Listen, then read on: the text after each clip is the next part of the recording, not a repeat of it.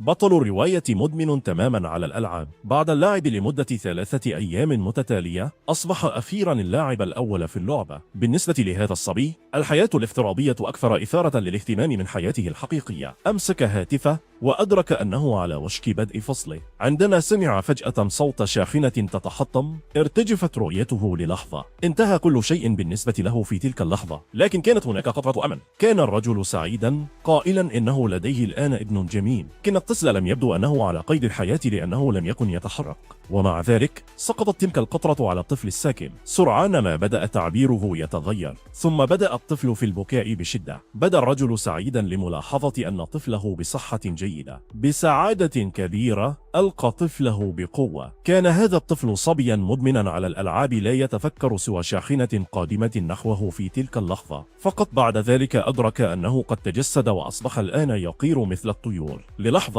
تساءل الصبي عما إذا كان هذا يحدث حقا، وأخيرا كان متأكدا من أنه قد تجسد في عالم آخر. كان الصبي مصمما على الاستمتاع بالحياة الجديدة التي اكتسبها بطريقة مختلفة. في تلك اللحظة حمله والده وقفز إلى مكان بعيد. في البداية وجد الصبي هذا العالم الجديد أكثر إثارة للاهتمام. بعد مرور 8 سنوات من تجسده، بدأ الصبي يتذكر بعض ذكريات حياته الماضية ويتساءل عن سبب وجود ذكريات هناك الآن بعد أن امتلك قوى روحية وعاش في مكان رائع في منطقة ريفية مهجورة. روتينه الحالي هو تدريب أساليب القتال مع والده. يشعر الصبي أن حياته الحالية أكثر إثارة للاهتمام من حياته الماضية. تعتقد والدته أنه يمتلك الموهبة ليصبح شيئا عظيما، ومع ذلك يبدأ الصبي في التساؤل عن الوقت الذي استغرقه للوصول إلى المرتبة الأولى في تدريبه. لذلك يبدأ في التخطيط لطريقة ليصبح أقوى بشكل أسرع. يتلقى والديه دعوة من أحد الشيوخ لتدريبه في مدرسته التدريبية، ونكتشف أن اسم بطل الرواية هو سيجين. ومع ذلك فهم يعرفون أن سيجين لديه الكثير من الإمكانات للبدء في المدرسة كمتدرب مبتدئ. يدرك الشيخ أن والديه يشككان في قدرة تعليمه، ويسأل والدي الصبي عما إذا كان لديهم أي شكوك حول شيء ما. لا يعرف والده كيف يشرح كيف أصبح الصبي قويا جدا حتى أثناء التدريب في المنزل. لذا بدأ سيجين في وضع خطته موضع التنفيذ. يذهب إلى غابة قريبة ويطلق النار على سنجاب. بعد استخدام سلاحه بنجاح، هو متأكد من أنه سيصبح أقوى بهذه الطريقة. أخيرا يجد حدادا يمكنه تصنيع سلاحه الناري للعالم الحديث.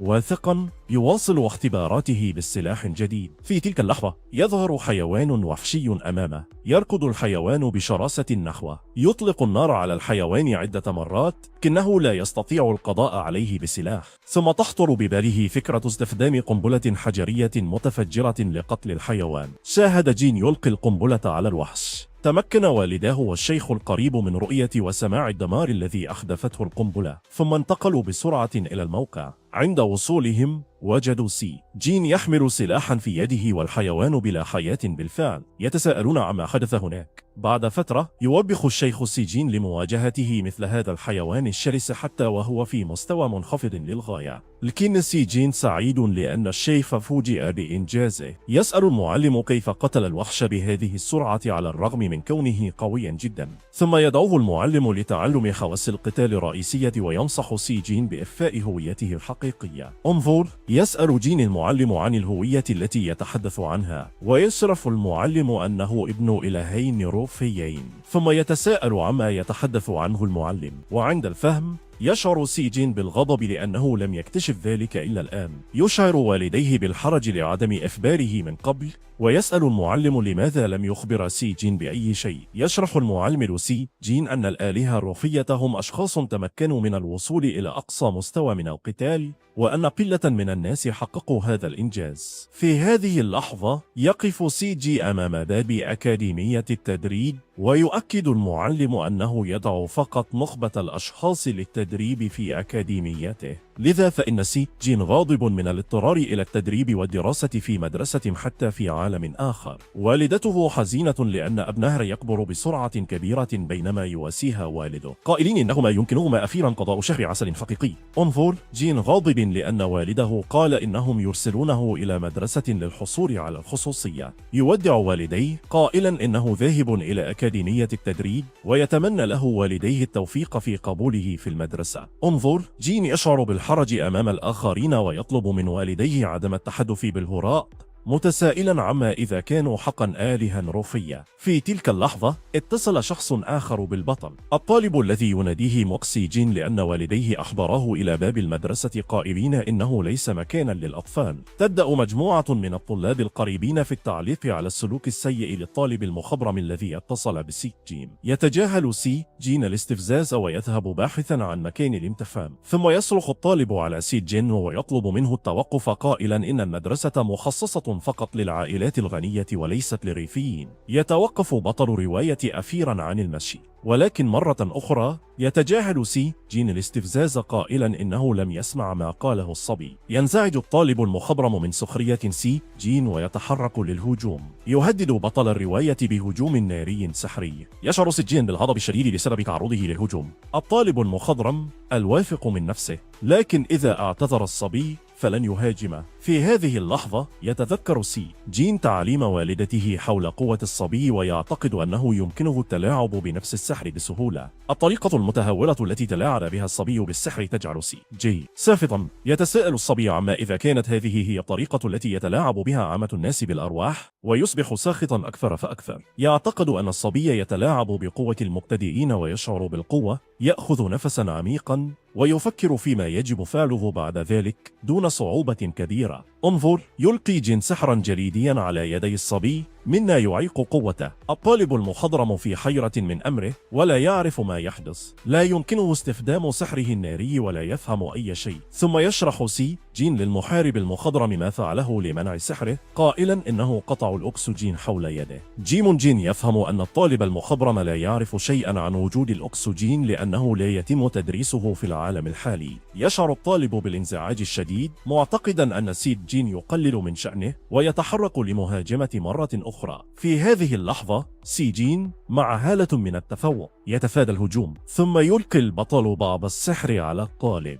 انظر إلى سحر جين الذي يبدأ في ترك الطالب بلا نفس ويخنقه، ثم يصبح مختنقا أكثر فأكثر سرعان ما يفقد الطالب وعيه. ويتساءل سي جين بعد ذلك عما إذا كان قد وضع الكثير من القوة في السحر. في تلك اللحظة تقترب فتاة جميلة جدا تمدح سي جين وتشكره على المساعدة لأنها وقعت في فخ الصبي. يتبادل الاثنين التعريفات ويذكران اسميهما، وهكذا نلتقي بموجيلا. يتذكر سي جين أنه لم يكن يستطيع التواصل بشكل جيد مع النساء في العالم الحديث، وفي العالم الحالي كان يستطيع التواصل فقط مع والدته. موجيلان يمدحه ويقول إنه قوي جدا. يتفق سي جين مع هذا الرأي، ولكنه يؤكد أن الطالب المخضرم الذي كان يعتقد أن نفسه عظيمة كان ضعيفا للغاية، وموجيلان لا يفهم ما حدث بينهما. في هذه اللحظة يتم استدعاء جميع الطلبة لبدء امتحانات القبول، وعليهم أن يحقنوا جوهرهم الروحي في الفجر الروحي. انظر، جين في هذه اللحظة يدرك أن المعلم الأكبر كان يقول الحقيقة حقا حول أنه من الطبيعي أن يكون الأشخاص الموهوبون للغاية في مجال المعلم الروحي. ثم بدأت موجيلا بحقن جوهرها الروحي في الحجر الروحي، وغطى ضوء روحي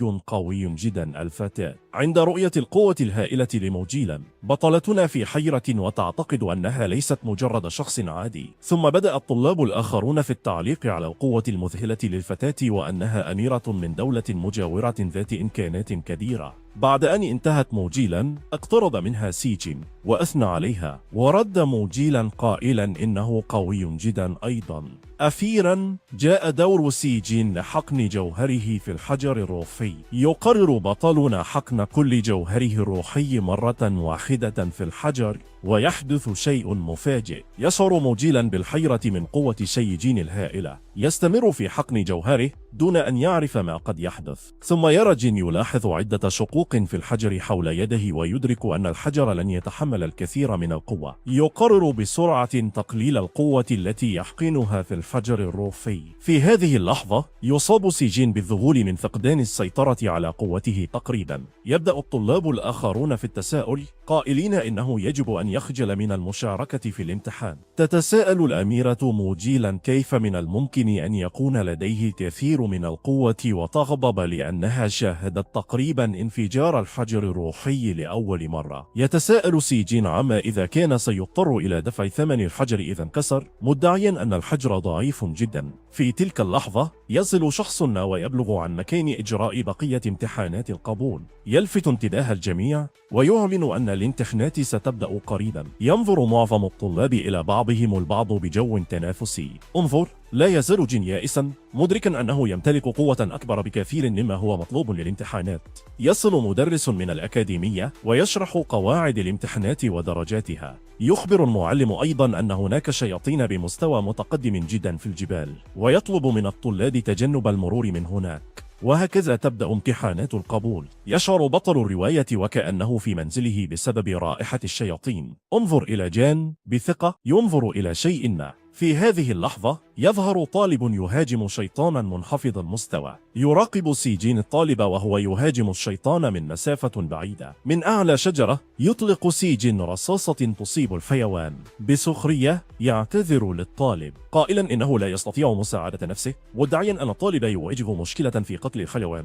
الطالب الذي كان يحاول القبض على الشيطان غاضب ويسأل كيف يجرؤ على سرقة فريسته. يسأل سيدي الطالب عن سبب غضبه من الموقف قائلا إنه من الطبيعي في الألعاب سرقة الغوغاء. يخبر الطالب المزعج جين بالتوقف عن التحدث بالهراء قائلا إنه جزء من عائلة مهمة للغاية. في تلك اللحظة يصل صبي آخر متسائلا عن سبب احتجاز الطالب، مؤكدا أنه ممنوع منعا باتا استخدام قوة الأسرة في المدرسة. يخاف الطالب الذي يتعرف على الوافد الجديد مع العلم أنه جنرال روفي. مرعوبا يركض الطالب بعيدا ويصرخ أنه سيحصل على سجن لاحقا. بطل الرواية غاضب من قدرة الطالب على الصراخ والركض في نفس الوقت. ثم يشكر ليفنجين الوافد الجديد الذي يقدم نفسه باسم لينيون ويقول إنه من النادر أن يتحدث إليه أحد. يقترح صديق ليفنجين الجديد أن يشكل فريقا. جين يستغل الموقف لمرافقة الجنرال روفي ويقبل عرض الصبي. ثم في وقت لاحق في موقع الامتحان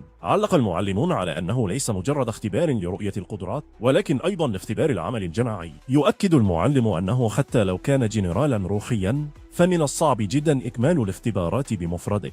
لذلك يتساءل لينيون عما إذا كانوا سيتمكنون حقا من إكمال الاختبار حتى مع كونه جنرالا روفيا. ثم يشرح لينيون لرؤية جن ما ستكون خطة الهجوم. في تلك اللحظة يظهر وحش شرس محاطا بالشياطين. يأمر لينيون سيجين بالتراجع بينما يخطط لطريقة للقضاء على الشياطين. يبدأ لينيون بمهاجمة الشياطين بسرعة لإنقاذ شيجين. إنه يعتقد أن شيجين خائف جدا لدرجة أنه لا يستطيع التحرك. شيجين مفتون برؤية تلك الشياطين ذات الرأسين، يتخيل طرقا لإعدادهم للقتل. في هذه اللحظة يظهر انعكاس لينيون في عين الحيوان ويهاجمه. يواجه الاثنين بعضهما البعض، ثم ينتهز لينيون الفرصة لمهاجمته باستخدام السحر، لكنه يفوت الهجوم ويتغلب الفيوان. يواصل لينيون مهاجمة الشياطين بشراسة بسحره القوي. تعويذاته قوية جدا لدرجة أنها تشكل سحابة من الدخان حوله. ثم يعلق لينيون أنه سيكون من الصعب القضاء على الشياطين بمفرده. يصبح يائسا عند تذكره أنه ترك شيجين خلفه. يذهب لمقابلة سيجين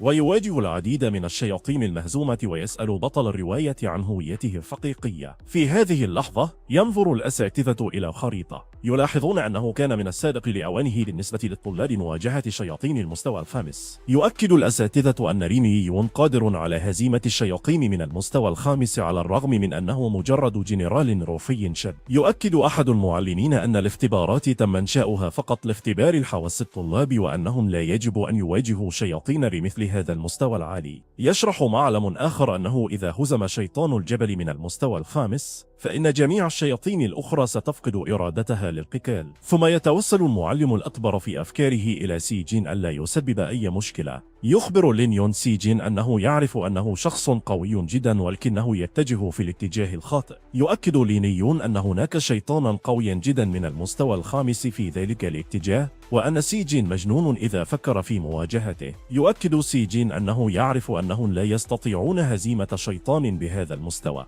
يخبر لينيون أن شخصا ما ذهب في اتجاه الشيطان وقد يكون في حاجة إلى المساعدة. يصدق لينيون شيجين ويعتقد أنه طالب عديم الخبرة في كشف الروحي. عند مراقبة الخريطة يشعر السادة بالغضب من شخص يتجه نحو شيطان المستوى الخامس. سيتفاجأ الجميع بمعرفة من يتجه نحو شيطان الجبل. ثم اكتشفنا أنها الأميرة موجيلان التي تؤمن بإمكانياتها وتقرر مهاجمة شيطان المستوى الخامس. تقفز بسرعة من الشجرة التي كانت فيها باتجاه الوحش. تؤدي أول هجوم سفري لها على الوحش، مما يخلق هبة ريح مرعبة. هل نجحت في هجومها؟ لسوء الحظ لم يعاني شيطان المستوى الخامس من أي خدوش من هجوم الأميرة، لذا بدأت في التشكيك في إمكاناتها واستعدت لهجوم آخر. يتساءل لين يون وشي جين عما يحدث في الغابة. تبدأ الرياح في الارتفاع ويظهر الاثنين ويثيران فضولهما. يعتقد لين يون أن الطالب عديم الخبرة هاجم الشيطان وأنه إذا اقتربوا فسيكونون أيضا في خطر. ثم يهاجم الشيطان الأميرة وتقفز بعيدا.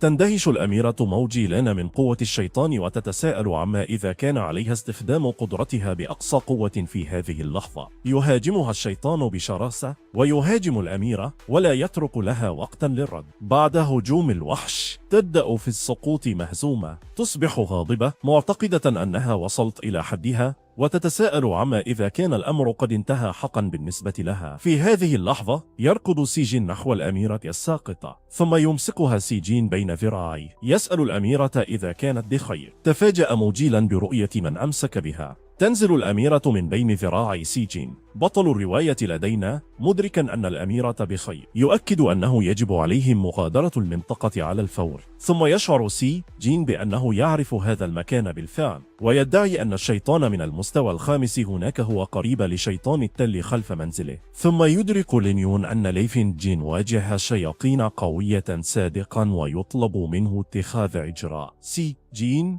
وهو يركض يسأل لين يون عن افتقاره إلى الحس السليم في رغبته في مواجهة الشيطان. ينزعج الجنرال الشاب من سي جين مؤكدا أن سي جين كان يخفي قوته طوال الوقت ويطلب منه التوقف عن التظاهر. ثم يأخذ سي جين شيئا مخفيا تحت كيمونيو. مع هالة من الثقة يسحب قنبلة يدوية. سي جين يلقي القنبلة اليدوية تجاه الوحش والاثنان لا يفهمان ما يحدث. موجولان خائفة ومرعوبة لا تعرف ماذا سيحدث بعد ذلك. يأمر بطل الرواية الاثنين بالانحناء وتنفجر القنبلة على الفور. بعد الانفجار ظلت الوحوش حادة للظهور. يشعر لين يون وموتشيلا بالحيرة لرؤية أن الوحش قد هزم على الفور. في الأكاديمية يصاب الأساتذة الذين يراقبون الخريطة بالذهول عندما يدركون أن شيطان المستوى الخامس قد هزم. يشعر المعلم الأكبر بالانزعاج الشديد عند إدراكه أن سي جين قد استخدم قنبلة يدوية مرة أخرى، مع العلم أنها ستسبب مشاكل. يبدأ الطلاب الآخرون في التساؤل عما يحدث. يلاحظون أن جميع الشياطين تفر من الغابة. يؤكد أحد الأساتذة أنه في سنوات التاريخ هذه هي المرة الأولى التي يتمكن فيها شخص ما من هزيمة شيطان المستوى الخامس في الامتحان. عند مراقبة الخريطة يمكن للأساتذة رؤية الشياطين تفر من الجبل. يذكر المعلم الأكبر أنه بسبب ما حدث سيتعين عليهم الموافقة على عودة جميع الطلاب إلى أكاديمية التدريب. يتجمع الطلاب دون معرفة ما حدث حقا. تسأل موجيلا وهي مفتونة شي جين عن هويته الحقيقية ومن دربته، وتطلب منها لين يون أن تهدأ. ثم تطلب لين يان من موزولان التحلي بالصبر، مدعية أن كل شخص لديه شيء يخفيه. توافق الأميرة موجيلان وتهدأ أخيرا. في تلك اللحظة يدعو شخص ما المعلم الأكبر لإلقاء خطاب ويستعد للبدء. المعلم الأكبر الذي لا يزال لا يعرف ماذا يقول يحاول إيجاد الكلمات بسبب الإحراج. ثم يهنئ جميع الطلاب على اجتياز الامتحان والالتحاق بالأكاديمية، ويستغل الفرصة لحث الطلاب الجدد على تكريس أنفسهم بالكامل. ويؤكد المعلم الأكبر أن المدرسة صارمة للغاية ولن تتردد في التضحية بالغير أكفاء. يذكر أن أولئك الذين لا يستطيعون المواكبة سيتم إقصاؤهم دون رحمة وسيكونون قدوة للآخرين. جميع الطلاب الحاضرين مذهولون من خطاب الشيخ الأكبر، ويسيطر التوتر على الطلاب. ثم يبدأ الشيخ الأكبر في مدح المعلمين مشيدا بإمكانيات كل منهم، ويخبر الطلاب عن إنجازات المعلمين والطلاب السابقين في مدرسة التدريب الذين شاركوا في حرب المطهر. المدير ثم الشيخ الأكبر يذكر أن أكاديمية التدريب الخاصة به مسؤولة عن الحفاظ على السلام في القارة. انظر أصبح جين متحمسا عند معرفة أنه سيتعين عليه العمل بجد للوصول إلى المستوى الروحي المطلوب. ثم سافر الطلاب الآخرون من سي جين قائلين إنه يحلم كثيرا وأنه يجب أن يبقي قدميه على الأرض.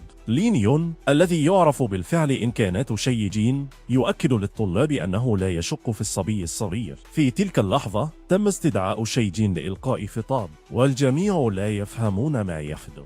وهنا تنتهي حلقتنا، شكرا على المشاهدة، أرجو منكم الاشتراك في القناة.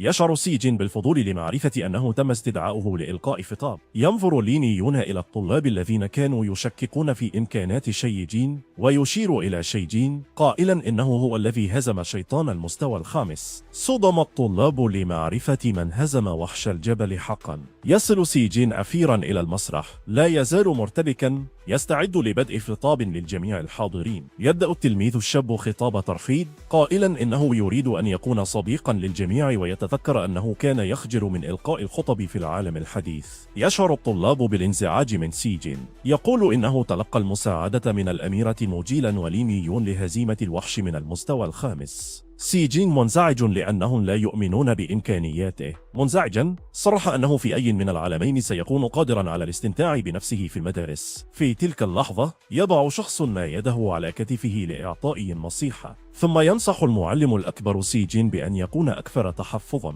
أو سيواجه مشاكل يومية في المدرسة مع الطلاب الآخرين. يطلب الصبي الصغير من المعلم أن يظل هادئا، مؤكدا أنه لا يمكن لأحد هزيمته، فيقول المعلم أن هذا ما يخاف منه. يؤكد المعلم الأكبر أن سي جي يجب أن يحافظ على السرية قبل كل شيء حتى لا يكتشف أحد هويته الحقيقية. انظر، جين يخبر المعلم أنه سيضبط نفسه. في اليوم التالي يعود المعلمون مع الاختبارات الأخرى ويشرحون كيفية إجرائها. الطلاب الذين يمارسون تعويذاتهم يستعدون للمشاركة في امتحان آخر. ثم تبدأ الأميرة موزولا هجومها على الهدف في الامتحان وتطلق تعويذتها عليه. تسمي تعويذتها وتستمر في إطلاق النار. في تلك اللحظة تظهر تعويذة الأميرة موجيلا متجهة نحو الهدف بكل قوتها. تعويذة الأميرة قوية جدا لدرجة أنها تدمر الهدف في ثوان. يبدأ الطلاب في التعليق على الإمكانات الهائلة للأميرة.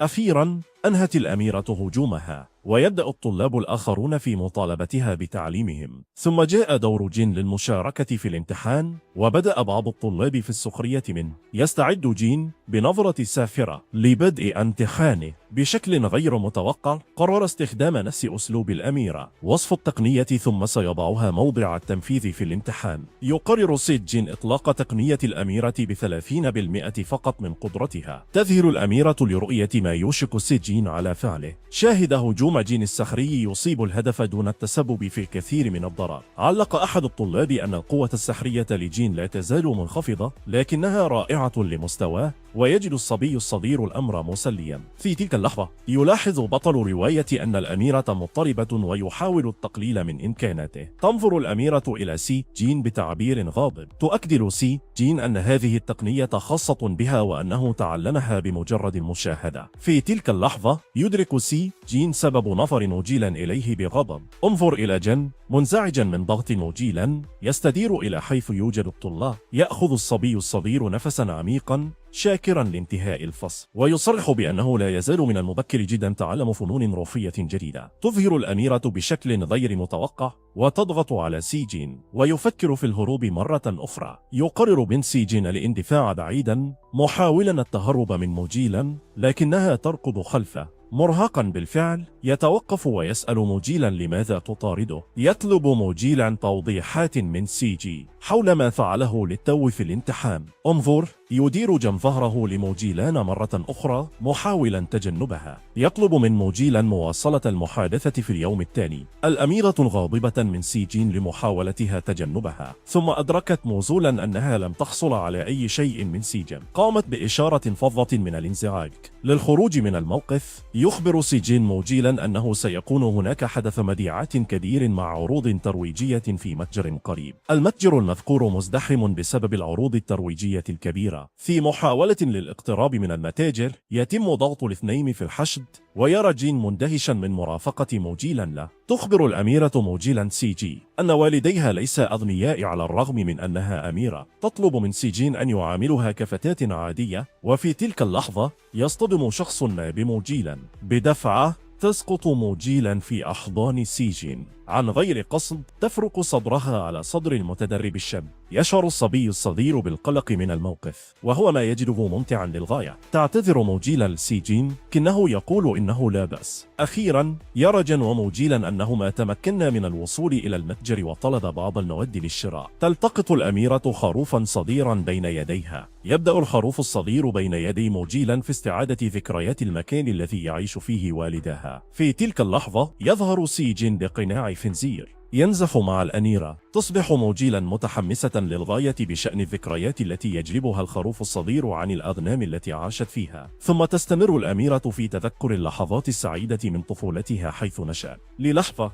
تنسى موجيلا المشاكل وتخبر سي جي عن الذكريات التي كانت لديها. تظهر على وجه الأميرة تعبيرا سعيدا بسبب ذكرياتها السعيدة. ثم يحدث لها شيء غير عادي. تقرر إعادة الخروف الصغير إلى القبو، مدعية أنها بحاجة إلى التركيز على أهدافها. سي جي تسأل موجيلا لماذا لم تحتفظ بالحمل الصغير، وتعلق بأن المال ليس لها بل للناس. ثم تغادر الأميرة المكان بسرعة وتدعو سي جين للمضي قدما. يقف سي جين ساكنا وسرعان ما تخطر بباله فكرة. الصبي الصغير يختنق تحت وطأة المشتريات ويحاول التظاهر بأنها ليست ثقيلة. تنصح الأميرة سي جي بالتوقف والراحة لبعض الوقت، وهي تعلم أن الحقائب ثقيلة وترى أن جيم متعب. ثم يجلس الاثنين على جذع الشجرة منهكين. تبدأ موجيلا مرة أخرى في تذكر المكان الذي تعيش فيه. ثم تشعر الأميرة بالسخط، وهي تعلم أنها ستضطر إلى الزواج من شخص غني وقوي لإنقاذ بلدها الذي هو فقير للغاية وضعيف. تتذكر الأميرة وهي تفكر بعمق أنه لا يزال هناك فرصة لعكس هذه القصة من خلال أن تصبح إلهة روحية. في تلك اللحظة تفاجأت الأميرة بضوضاء قادمة من إحدى الحقائب التي كان يحملها سي جين. ثم أخرج سي جين الحمل الصغير من الحقيبة. مفاجأة موجيلا. انظر جين يخبر موجيلا أنه من الآن فصاعدا يمكنها دائما الاعتماد عليه. تأخذ الأميرة الحمل الصغير بين يديها وهي بلا كلام. ثم أصبحت الشابة عاطفية للغاية عند استلام الحمل الصغير من سي جين. تجد الأميرة طريقة لإخفاء مشاعرها حتى لا يلاحظها سي جين من خلال احتضان الحمل الصغير. في هذه اللحظة أخبرت الأميرة موجيلا سي جين أنه يمكنه دائما الاعتماد عليها أيضا. الآن استراحت. وقفت الأميرة تشير إلى سي جين وتناديه باسمه وهو مندهش ولا يفهم ما يحدث. ثم بشكل غير متوقع تتحدى سي جين في مبارزة. سي جين مندهش للغاية من تحدي ميوجر غير المتوقع. الصبي الصغير في حيرة من أمره، لا يعرف ماذا يرد على موجيلا. يحاول إيجاد طريقة للخروج من هذا الموقف دون إحراج نفسه، قائلا إنه قد فات الأوان بالفعل. ثم تخبر موزيلا بصوت عال سي جين أنه لن يرى أحد باستثناء الأستاذ الذي سيعمل كشاهد وسيصل قريبا إلى الموقع.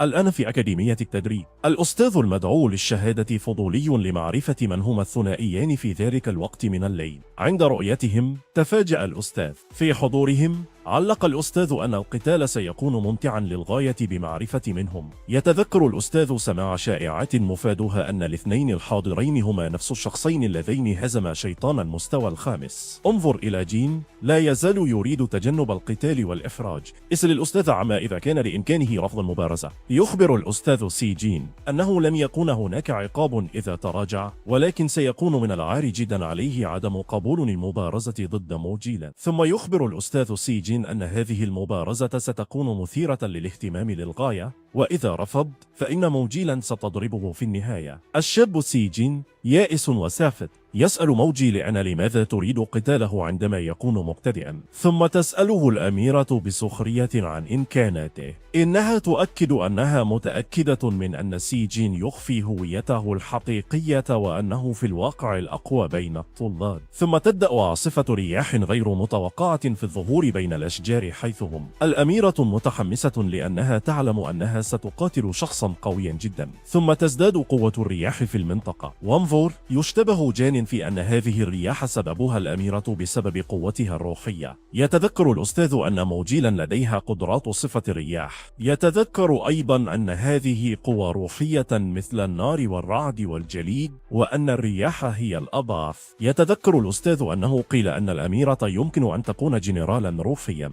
وعندما هاجمت الوحش من المستوى الخامس لم تسبب الكثير من الضرر. في هذه اللحظة تظهر شفرة الرياح. تضرب شفرة الرياح ذراع زيجين، مما يتسبب في قطع كبير في ذراع المتدرب الشاب. يتساءل زيجين عما حدث، ينظر في حيرة إلى موزيلا. يؤكد الأستاذ أنه لا يستخدم أي مزارع تقريبا تقنية صفة الرياح، لكنها فعالة جدا إذا تم استخدامها بشكل صحيح. في هذه اللحظة يقفز سيجين للدفاع عن نفسه من شفرة ريح أخرى قادمة في طريقه. الأميرة تطلق عدة هجمات ريح تجاه سيجين. يصنع بطلنا درعا للدفاع ضد هجمات موجيلا. يقع سيجين في الزاوية ولا يعرف ماذا يفعل لتجنب التعرض للضرب مرة أخرى. تشعر الأميرة بالانزعاج لأن سيجين لا تهاجم وتتفادى هجماتها فقط. في هذه اللحظة يظهر سيجين ويتفادى هجمات موجيلا، والأميرة في حيرة لا تعرف ماذا سيستخدم الشاب للدفاع عن نفسه. يتذكر بطلنا أنه وعد السيد الأكبر بعدم التسبب في مشاكل، لكن لديه مفاجأة جديدة. ثم يشعر بالخوف مدركا أن موجيلا على وشك تنفيذ هجوم جديد. تتخذ موجيلان إجراء. تلاحظ أن سيجين تقترب وتطلق سحر إعصار التنين الخاص بها تجاه التلميذ الشاب. يشعر سيجين بالرعب عند رؤية الإعصار قادما في طريقه. يسأل موجيلا إذا كانت لا تبالغ في القتال. يؤكد الأستاذ أنه على الرغم من أن موجيلا جنرال روحي، إلا أنها استخدمت فقط تقنية يستخدمها المزارعون من المستوى الأعلى. ثم يكتشف الأستاذ أخيرا استراتيجية موتشيلا. يكتشف أن إعصار التنين هو مجرد تشتيت بدون قوة حقيقية حتى تتمكن من استخدام قوتها الحقيقية. يعجب الأستاذ باستراتيجية موجيلا. ثم تطلق موجيلا سهما هوائيا على سيجين من خلال إعصار التنين. يرى سيجين ضوءا يتشكل داخل الإعصار. يشعر الشاب بالرعب، لا يعرف ما هو حقا. ثم يحدث انفجار كبير، وأخيرا يمكننا أن نرى ما حدث بالفعل. في هذه اللحظة يظهر ظل سيجين وهو يحمل شيئا غريبا، وإلى دهشة الجميع يظهر سيجين ممسكا بالسيف. إنها في الواقع شفرة خدة للغاية. ثم يظهر سيجين يقطع شفرات الرياح بسيفه. يصبح الأستاذ الذي يشهد المبارزة متحمسا للغاية لرؤية ما يحدث. يبدأ سيجين في الدفاع عن نفسه ضد ضربات موجيلا باستخدام سيفه. تشعر الأميرة موجيلا بالفضول لرؤية أن سيجين يدافع عن نفسه بالسيف فقط ولا يستخدم قواه السفرية، وتصبح منزعجة. تشعر أن سيجي يقلل من شأنها. يخبر سيجين موجيلا أنه يعرف بالفعل تحركات هجومها. يخبر الصبي الأميرة أنه سيمنع جميع هجمات الرياح غير المتوقعة بسيفه فقط. يبدو بطل الرواية واثقا جدا بسيفه للدفاع ضد هجمات موجيلا. ثم يبدأ في قطع شفرات الرياح واحدة تلو الأخرى بمهارة كبيرة. يقطع بطل رواية الشفرات دون صعوبة كبيرة. الصبي لديه حقا مهارة كبيرة في استخدام السيف. القضاء بسهولة على جميع هجمات موجيلا. يندهش الأستاذ متذكرا أنها المرة الأولى التي يرى فيها شخصا يستخدم سيفا ضد هجمات سمة الرياح. يبدو سيجين واثقا جدا. يظهر التلميذ الشاب أنه على استعداد لصد أي هجوم يستخدمه موجيلا ضده. في هذه اللحظة بدأ سيجين يتذكر كيف اكتسب مهاراته في استخدام السيف. يتذكر أنه كان متحمسا للغاية في ذلك الوقت. يتذكر الصبي والده وهو يمرر يده على طول نصل السيف، قائلا إن السيف هو امتداد للجسم، ويشرح أيضا التقنيات الرئيسية للتعامل مع السيف. يطلب سيجي بحماس من والده أن يبدأ التدريب على الفور. ثم أخبر والده الصبي أنه في الممارسة العملية الأمر كذلك فقط، وترك الصبي مذهولا معتقدا أنه سيكون شيئا غير عادي. كان يعتقد أن والده كان ضعيفا جدا ولم يكن يعرف حقا كيفية التعامل مع السيف. ثم أصبح سيجين ساخطا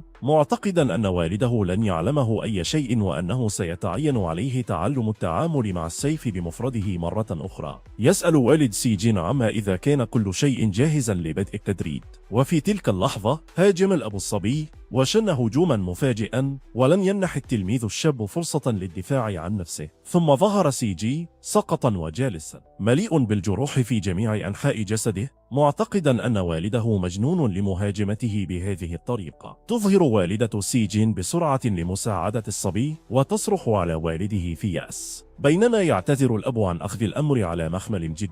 يتذكر سي جين أنه بدأ ممارسة المبارزة في سن السادسة فقط، وكان يمارسها لمدة 10 سنوات، وبسبب هذا طور شغفا كبيرا بالمعارك الجسدية. يتذكر أيضا أنه في النهاية لم يعد يخيفه والده أثناء تدريب السيف. يعزز التلميذ الشاب أنه بفضل تدريب والده الصارم على السيف لم يخيفه سخر الرياح الخاص بالأميرة. ثم قرر اتخاذ إجراء ضد هجمات موجيل. يقفز الصبي بسيفه ويده نحو شفرات الرياح، يولد هجمات عدوانية بالسيف ويقضي على جميع الشفرات بضربة واحدة، ثم يستعد للقفز نحو موجيلا. في هذه اللحظة يظهر سي جين فوق موجيلا مستعدا لتنفيذ هجوم بسيفه، وتستعد موجيلا لهجوم مضاد تستدعي روح ريح عظيمة من المستوى الخامس لمواجهة هجمات جين. الأستاذ متحمس لمشاهدة تلك المعركة المذهلة ويتساءل من سيفوز، ثم يتخذ إجراء غير متوقع ويقرر إيقاف القتال في تلك اللحظة قبل أن يحدث شيء أسوأ. في هذه اللحظة يقرر سي جين استدعاء روح المستوى الأول لتنفيذ هجومه، ثم يشم الهجوم بسرعة بسيفه. الأستاذ مذهول لا يعرف ما سيحدث حقا. يشن سي جين هجومه من المستوى الأول ضد هجوم موجيلا من المستوى الخامس. تتصادم الهجمات، مما يؤدي إلى انفجار سحري كبير، ويحدث شيء غير متوقع لرؤية سيف جين. يبدأ السيف في التحطم إلى قطع. في الواقع هذا غير متوقع، لا يمكن لسيف سي جين أن يصمد أمام قوة سحر موجيلان ويتحطم إلى قطع. وبالمثل يبدأ دبوس شعر موجيلان أيضا في التشقق، ويبدو أن موجيلا مندهش للغاية من الموقف. ثم تضع الأميرة قدميها على الأرض لتفعل شيئا مفاجئا. يخبر بطل الرواية موجيلا أن القتال قد انتهى وأنه انتهى بالتعادل. في تلك اللحظة تنفذ موجيلا هجوما مفاجئا، تضرب يثقن سي جين برأسها فتفقده الوعي، ثم يعلن الأستاذ فوز موجيل بضربة رأسها المفاجئة على سي جين. بعد الاستيقاظ يشعر سي جين بالغضب من موجيلا، مدعيا أنها غششت في القتال. تخبر الأميرة سي جين أنه في المعركة كل شيء مباح وأنه يجب أن يكون أكثر حذرا، ثم تغادر موجيلا بسرعة وتخبر سي جين بالتوقف عن التفكير في القتال وأنها تخرج منتصرة. يشعر سي جين بالغضب لأن موجيلا هربت بعد القتال، ويخبر الأستاذ سي جين أنه إذا خسرت فيجب أن تتزوج. في تلك اللحظة يفهم سي جين سبب استخدام موجيلا لضربة الرأس بهزيمته. يؤكد الأستاذ سي جين أنه إذا فاز فقد يتزوج الأميرة الآن. ثم يذكر الأستاذ سي جين بأهميته في الأكاديمية، وأنه من السابق لأوانه التفكير في العلاقات. في صباح اليوم التالي في الأكاديمية تصل موجيلا وترجا يحييها ويطلب الذهاب إلى الفصل معا، وتوافق. يتجه الاثنان نحو الفصل الدراسي. تخبر موجيلا سي جي أنها معجبة لأنه تعلم تقنيات السيف، وتؤكد أنها لم تبذل جهدا كافيا بعد. يعلق بعض الطلاب عند رؤية موجيلا ورؤية جين يمشيان معا أن الاثنين في علاقة. انظر، جين يتظاهر بأنه لا يسمع ما يقوله الطلاب، ثم تسأله موجيلا إذا كان لا يهتم عندما يقول الناس شيئا عنه. يرد الصبي على موجيلا بأن ما يقولونه عنه لا يهم لأنهم أشخاص غير مهمين مقارنة به. تعلق موجيلا بسخرية أن مجرد النظر إلى شيء جين يجعلها تريد ضربه. ثم يحدث شيء غير متوقع. في تلك اللحظة يظهر طالب وهو يمسك بذراع لينجبو ويأمرها بالانحناء أمامه. تطلب لينجبو من جوتشين التوقف عن التنمر على الناس لأنها مدرسة. تعلق سي جين على موجيلا بأن لينجبو من صفهم وأنها في ورطة. علق لين يون أن عائلة لينجبو هي فرع من عائلة جوتش، ويؤكد أن والد غاون تشين هو رجل ماهر في المبارزة، وأن والد لينجبو مريض للغاية، ولهذا السبب استأنف جوتشن التنمر على لينجبو. ثم يشرح لين يون سي جي أن العلاقات بين النبلاء في العاصمة معقدة للغاية، وأنه إذا أراد مساعدة الفتاة فهو حر في ذلك. الأميرة تسأل لينيان لماذا هو متحمس جدا، ويستعد سيجين للدفاع عن لينغبو. في تلك اللحظة أمر سيجين عائلة جو تشين بالتوقف عن مضايقة لينغبو لأن الأمر مخجل للغاية بسبب كونها فتاة. ثم جو تشين بالنظر إلى الجنس يقول لا تتدخل لأنه بخلاف ذلك سوف يقع في مشكلة تماما مثل لينغبو. علق بعض الطلاب على الضجة وأكدوا أن سي جي ليس لديه فرصة ضد بوشيم، ويأمره قوتش مرة أخرى بالمغادرة. بطل الرواية واثق جدا من نفسه ويخبر جو تشين أن يرفع يديه عن لينغبو وإلا فإنه سوف يكسرهما. ثم جو تشين يقبل ليني يون استفزاز سيجين ويسأله إذا كان سيتدخل في القتال. يؤكد ليني يون بالهدوء الجو تشين أنه لن يتدخل طالما لم يحدث أي ارتداد، وهكذا يشعر غاونتشن وأقاربه بمزيد من الثقة لمهاجمة شيجين. يظهر سيجين أنه ليس خائفا وأنه لا يحتاج إلى مساعدة لين يون للدفاع عن نفسه. في تلك اللحظة يندفع غاونتشن وعائلته نحو سيجين لمهاجمته بسحرهم، ثم يبدو سيجين واثقا جدا وغير قلق بشأن ما سيحدث حتى عند مواجهة سيدين روحيين وثلاثة في العالم الروحي. انظر إلى جين وهو يضع قدميه على الأرض لبدء دفاعه، ثم قبل أن يقترب مهاجمه قام بإنشاء هجوم روحي صقيعي من المستوى الأول على الأرض، ويبدأ جميع المهاجمين في الانزلاق على الجبين. مرة أخرى أطلق سيجين فنا روحيا ناريا من المستوى الأول ضد المهاجمين. وهنا تنتهي حلقتنا، شكرا على المشاهدة، أرجو منكم الاشتراك في القناة. في هذه اللحظة الجميع خائفون ولا يعرفون ما يحدث. غاونتشون موك سيجي يقول إن قوة النار التي أطلقها لم تحرق شعره حتى. انظر، يشرح جين بسخرية أن النية لم تكن حرقهم أبدا بل تحويل الجليد الرقيق إلى ماء. الشاب الذي يعرف خصائص الماء يسأل عما إذا كانوا يعرفون أن الماء موصل ممتاز، ثم يبدأ المهاجمون في التساؤل عما تعنيه كلمة موصل. وقبل أن يتمكن المهاجمون من الخروج من الماء يطلق سيجين قوة روحية صدمة كهربائية من المستوى الثاني تجاه الماء. لدهشة المهاجم عندما تلامس الصدمة الكهربائية الماء يبدأ الجميع في تلقي صدمة كهربائية. ثم انظر إلى جن يسخر من جو تشين الذي يرقد على الأرض فاقدا للوعي بالفعل، قائلا إنه لا يحتاج حتى إلى استخدام الكثير من القوة ضدهم، فقط الحكمة. ثم يبدأ جميع الطلاب في التساؤل كيف حدث هذا؟ كيف هزم شخص واحد 5 أشخاص حتى مع كون 2 منهم سادة روحيين؟ المهاجمون لا يزالون ضعفاء وملقين على الأرض. أتساءل كيف كان سي جين قادرا على إنجاز مثل هذا الإنجاز؟ يبدو أن ليفين جين فخور جدا بما فعله للتو. في تلك اللحظة يبدو كاتشين منزعجا جدا. يصرخ كاتشين من مسافة بعيدة على لينيون، يسأل كيف يجرؤ على السماح لسيجي بإزعاجه. يؤكد لينيون لكاتشين أن الأمر لا علاقة له به بل بسيجي، ثم يسأل لينيون كاتشين إذا كان يريد حقا أن يتم القضاء عليه حتى بعد خسارته أمام سيجي. يشعر كاتشان بالفضول ولا يعرف ما ينوي لينيون، ثم يصطدم كاتشان بليفين جين وينظر إليه بنظرة مخيفة. تشكر لينغبو ليفين جين على الدفاع عنها، ثم قالت غاونتشين بغطرسة أن لينغبو حرة هذه المرة، ولكن المرة القادمة لن تكون هناك رحمة. يتدخل سيجين مرة أخرى ويسأل عما إذا كان غاونتشين لم يكتفي من الضرب. تضع لينغبو يدها على كتف سيجين، تطلب منه التنحي جانبا وتشكره على مساعدتها وتقول إنه شخص جيد، وتؤكد أن القتال مع غاونتشين هو قتالها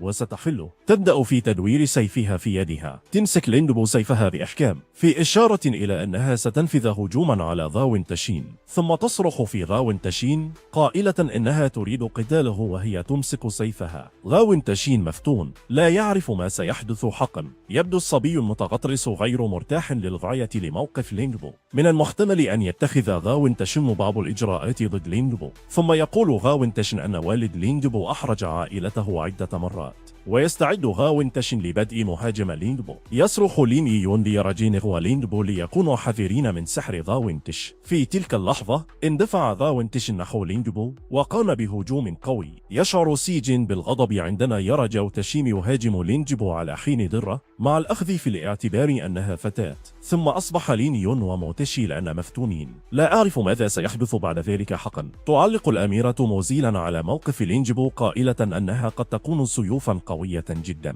تقول موجيلا أن لينجبو أقوى بكثير من جاو تاشين، ثم تشن لينجبو هجومها المضاد على جاو تاشن. عندما تتصادم الهجمات فإنها تولد انفجارا كبيرا من الضوء الأصفر. يبدو أن غاو تاشين خائف، عدم معرفة ما يحدث. ثم قفز لينجبو في الهواء. تتجه المبارزة الشابة نحو جاو تاشين بسيفها. جاو تاشين يخلق السحر بسرعة للدفاع ضد هجوم لينجبو، لكن لينجبو عازم على هزيمته. بعد هجوم لينجبو ينظر إليها الغاوشون المتغطرس بدهشة، ثم تقوم لينجبو بوضع نفسها بسرعة وتشن هجوما قويا آخر ضد جاو تاشين. لذلك يجد غاو تاشين نفسه غير متأكد مما يجب فعله للدفاع ضد هجوم لينجبو، وينشأ بينهما سحر قوي للغاية مما يثير فضول غاو تاشين ولينجبو دون أن يعرف من أين يأتي هذا السحر. يبدأ السحر بالنمو بشكل أكبر بينهما مما يتسبب في إبعادهما عن بعضهما البعض. في تلك اللحظة أدرك سي جين أن السحر موجه إلى لينجبو، لذلك قرر الركض بسرعة نحوها. يمد الصبي يده لمساعدتها، ومن دون تردد يمسك بطل رواية لينجبو للدفاع عنها من السحر، وهو يحمل لينجبو بين ذراعيه ويثبت قدميه بقوة على الأرض. ثم أصبح سي جين مهتما ويريد أن يعرف من هاجم لينجبو. في تلك اللحظة يظهر رجل غامض. يؤكد سي جين أن هذا الرجل الغامض يحاول القضاء على لينجبو، ومرة أخرى سي جين يدافع عن لينجبو من هجوم آخر من قبل الرجل العجوز. في هذه اللحظة فهو متأكد من أن الرجل العجوز يحاول إيذاء لينجبو بتهور، لذا سي جي يطلب استعارة سيف لينجبو. يقول التلميذ الشاب أن قوته قد انكسرت مستخدما سيف لينجبو، ويبدأ في خلق رياح قوية لدفع سحر الرجل العجوز بعيدا. ثم تبدأ النيران في النمو بشكل أكبر وتصبح أقوى، ومن المستحيل احتوائها. يسخر الرجل العجوز من الجين وهو يحاول إطفاء سحره. في هذه اللحظة يواصل الرجل العجوز إظهار قوته ويضع المزيد من القوة في سحره ضد سي جين، لذا يستخدم سي جين أسلوبا غير عادي مرة أخرى للدفاع عن نفسه. مرة أخرى لديه قنبلة يدوية ليلقيها على مهاجمه. يستدين الرجل العجوز سحره الذي يغطي كل زاوية فيلقي عليه قنبلة يدوية، وفي تلك اللحظة يحدث انفجار كبير بسبب القنبلة. ثم سي جي يظهر وهو يحمل لينجبو الضعيف بين ذراعيه. الأميرة موجيلا وليمي يون يركضان نحوهما ويسألانهما إذا كان بخير. يخبر سي جين موجيلا أنه بخير، كن الصدمة الناجمة عن الانفجار تسببت في إغماء لينجبو. في هذه اللحظة يتوجه ليني يون إلى الرجل العجوز ويسأله عما ينوي القيام به بهذه الهجمات ضد طلاب الأكاديمية. يشرح الرجل الغامض لليني يون أنه يقوم فقط بتدريس درس للطلاب المشاغبين، حيث أنه المسؤول عن الانضباط في الأكاديمية. يسأل بن سي جين ليني يون من هو الرجل العجوز، ويرد ليني يون بأنه جاو سي جين عم جاو تاشين والمسؤول عن تأديب الطلاب. يشعر شي جين بالفضول عندما يدرك أن غاون شي جين على استعداد لإيذائهم، ويتساءل عما إذا كان يجب عليه العودة إلى الجبل. ثم يسأل التلميذ الشاب غاون تشي جين عن أفعاله ضد الطلاب، مع الأخذ في الاعتبار أنه مسؤول عن تأديبهم. ويصبح غاون تشي جين غاضبا جدا من سؤال شي جين. في هذه اللحظة علق بعض الطلاب على أنه من المنطقي أن يكون غاون تشي جين عم غاون تشن بالنظر إلى أفعاله، ويتساءلون عما إذا كان يجب عليهم الإبلاغ عما حدث، لكنهم خائفون من التسبب في مشاكل. ثم اتصل بوشين بعمه وأجاد أنه لا يوجد شيء يمكن لغوشين فعله هناك في تلك اللحظة سوى الذهاب إلى فصله. انظر، يسأل جين الملك الروحي ومعلم المدرسة الحالية عن أفعاله تجاه ابن أخيه، قائلا إنه يجب عليه تأديبه. في هذه اللحظة يعلق بعض الطلاب الذين يشهدون ما يحدث على الهوية الحقيقية لسي جين لتجنب اتهامات سي جين. يرد الملك الروحي بأنه كان يقوم بواجبه كمدرس فقط من خلال فصل القتال بين ابن أخيه ولينجبو، ويؤكد سي جين أن الجميع لاحظوا أن غاون سي جين كان على استعداد لإيذاء لينجبو بدلا من فصل المعركة. ثم يغضب غاون تشي جين بشدة من شي جين بسبب اتهاماته، ويقول إنه يمكنه القضاء عليه دون صعوبة كبيرة. بثقة كبيرة بالقرب من عمه غاون تشين تنسيجم، قائلا إنه سيعلمه الأخلاق في المرة القادمة. سيجن بنظرة ساخرة: اسأل غاون تشون عما يعنيه بالمرة القادمة. وفي تلك اللحظة شن سيجين عدة هجمات على غاون سيجين. منزعجا جدا وواثقا من قوته يرى بلوك هجمات جين دون صعوبة كبيرة، ويرى جين يواصل الهجوم بلا هوادة. في تلك اللحظة داوي تشي جين الذي هو واثق جدا من نفسه فوجئ بسحر سي جين الذي اخترق حاجزه. لقد أصبح أكثر إثارة للاهتمام لأن سي جين مجرد مبتدئ في أكاديمية التدريب ولا يستطيع احتواء هجمات الصبي الصغير. يصبح غاو تشون يائسا خوفا من أن عمه قد يتعرض لأذى. ثم سي جين الذي استهلكته الكراهية يهرع نحو غاو تشن بسيفه. يجد جو تشن نفسه في ورطة ويصاب بالذهول. جيم ثم يوجه ضربة قاتلة بالسيف إلى جو تشين الذي يبدأ في السقوط بعد ذلك. تشتيت جين. داوي تشي جين يهاجمه بجبن لكن شي جين كان متيقظا. يستدير سي جين بسرعة ويلقي قنابله اليدوية على الشيف ويلقي جو تشي جين سحره القوي على الصبي الصغير. لكن قبل أن تنفجر القنابل اليدوية يحدث أمر مفاجئ. يمد شخص يده لالتقاط القنابل اليدوية ثم يظهر السيد الأكبر حاملا القنابل اليدوية وهو مدرك لقوتها. أذهل كاكيج من الموقف. في تلك اللحظة أمسك السيد الأكبر بقبضة غاو تشي جين وحجب سحره. مدير الأكاديمية يؤكد جو تشي جين أنه تجاوز الخط. يحاول الملك الروحي أن يشرح نفسه للمخرج ويوبخه المخرج مرة أخرى على أفعاله. ذكره بأنه كان صديقا مقربا لجده وبالتالي لن يتغاضى عن ما فعله للتو. غاو تشي جين يعتذر للمخرج. في هذه اللحظة يدعو السيد الأكبر تشي جين للتحدث. يطلب سيجا من أصدقائه الاعتناء بلينجبو. الأميرة الشابة قلقة بشأن ما سيحدث لسي جين. يأمر السيد الأكبر غاو تشين بالعودة إلى المنزل وانتظار إشعار بموعد إعادة فتح المدرسة.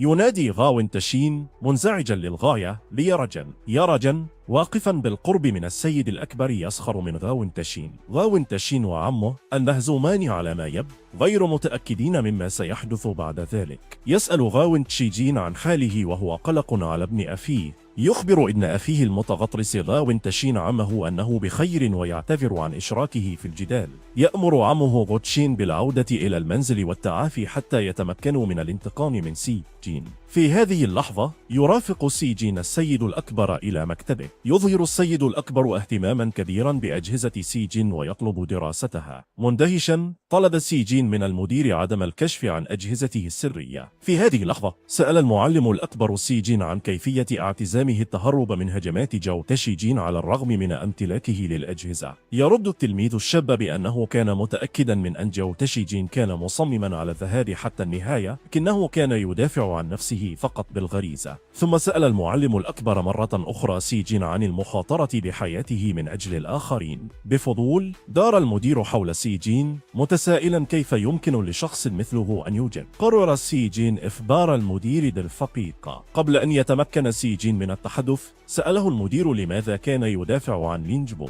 ومرة أخرى سأل عضو آخر في الأكاديمية سي جين عما إذا كان يخطط لبدء حريم. يخبر سي جين المعلم أنه لا يستطيع الوقوف مكتوف الأيدي عندما يعاني شخص ما. مندهشا يسأل السيد الأكبر سي جين ما إذا كان سيضع نفسه في خطر مرة أخرى. لذا يشرح سي جين للمخرج أنه كان شخصا عانى كثيرا في الماضي. يتذكر الصبي المتجسد كيف كانت الحياة غير عادلة حيث رأى أشخاصا جبناء يستغلون الضعفاء الذين انتهى بهم الأمر بعزل أنفسهم في عالم افتراضي. وأخيرا يدرك بطل الرواية السبب الحقيقي لولادته من جديد. يقرر أنه سيفعل الصواب ولن يستسلم للخطأ ويصبح أقوى في كل مرة للدفاع عن الضعفاء. ثم يعلن تلميذنا الشاب أنه سيصبح إلها روحيا مثل والديه. يشعر بطل الرواية بالتعب وكأنه يعاني من بعض الاضطرابات لمجرد أنه يجب أن يذهب إلى المدرسة. يؤكد أن هذه الحياة الجديدة السعيدة بالذهاب إلى المدرسة وتكوين صداقات والوقوع في الحب لا علاقة لها به. في هذه اللحظة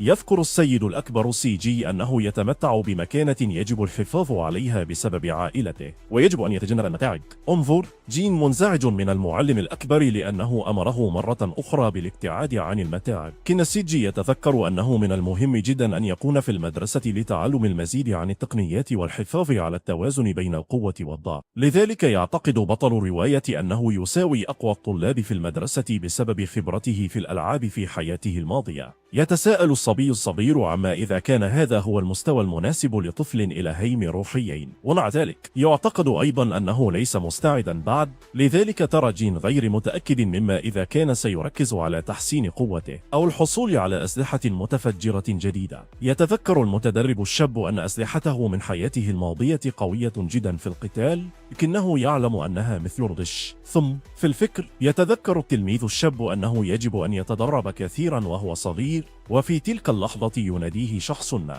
ومع ذلك لأنه يركز على أفكاره فهو لا يسمع. انظر، يبدأ جين بالضحك على نفسه متذكرا أفكاره حول حياته الحالية والماضية. في تلك اللحظة تظهر فتاة تنادي باسمه. هذه الفتاة هي هاوي التي قدمت نفسها على أنها زميلته في الفصل. يعتذر سيجين لهاوي قائلا إنه لم يسمعها لأنه كان تائها وفكر. تخبر هاوي سيجين أنها سمعت عن أفعاله ضد جو سيجين. تفكر أنه يجب أن يكون شخصا فظيعا. بعد أن طغى عليه اليوم بالفعل، يسأل سيجين هاوي عما إذا كانت بحاجة إلى شيء. تلقي هاوي نظرة على سيجين وكأنها تريد أن تسأل عن شيء.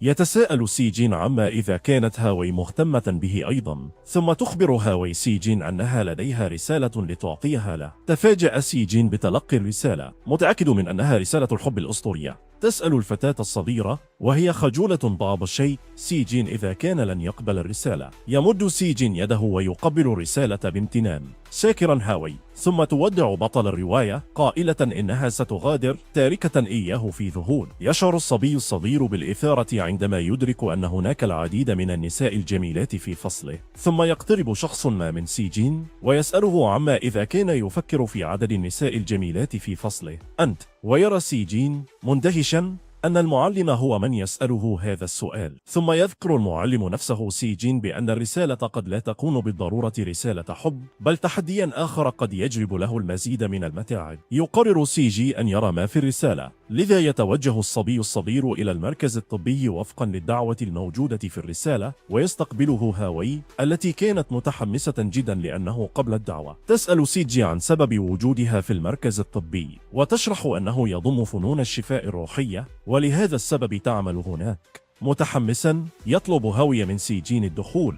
عند دخول الغرفة يجد سيجين لينجبو يتعافى في السرير. يطلب لينجبو من سيجين العثور على كرسي والجلوس لأن هاوي لن تسمح لها بمغادرة السرير. انظر، يصر جين على أنها ليست مشكلة وأنه بخير تماما وهو واقف. يخبرها أنها بحاجة إلى العناية بالتعافي بسرعة. ثم أثنى لينجبو على مهارات سيجين في استخدام السيف، لكنه ذكره أنه فقد سيفه. يقرر لينجبو إهداء سيجين سيفا جديدا يناسبه، وهو سيف النسيان الشيطاني الشهير. يتساءل سيجين عن نوع السيف هذا الذي يحمل مثل هذا الاسم المخيف. يطلب لينجبو من سيجين ألا يخاف. على الرغم من الاسم المخيف، لا يشكل السيف أي خطر على حامله. يسأل سيجين لينجبو عن سبب تسمية السيف بهذا الاسم. تشرح لينجبو أنه حتى الآن لن يتمكن أحد من استخدام السيف بشكل فعال، وهذا ربما هو سبب تسميته بهذا الاسم. تؤكد المبارزة الشابة لسيجين أنها على استعداد لمنحه السيف لأنه أنقذها ويؤمن بإمكانياته. تتذكر كيف استعارت بطلتنا سيفها لإنقاذها من جو تشيجين.